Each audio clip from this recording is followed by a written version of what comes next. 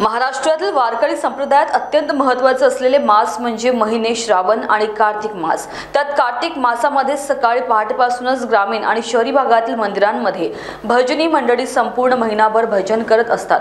विशेष म्हणजे यात बालगोपाळांचाही मोठा सहभाग असतो। दिनांक 15 नोव्हेंबर रोजी किनवट तालुक्यातील प्रधान सांगवी येथे कार्तिक मासानिमित्त महिन्याच्या शेवटच्या दिवशी काकडा आरतीची दिंडी काढून सांगता करण्यात आली। दिंडीमध्ये बालगोपाळांसह वयस्करांचाही उत्साह पाहण्यास मिळाला। ज्ञानोबा तुकारामच्या गजरामध्ये मोठ्या प्रमाणात महिलाही पावली खेळण्यात दंग झाल्या होत्या।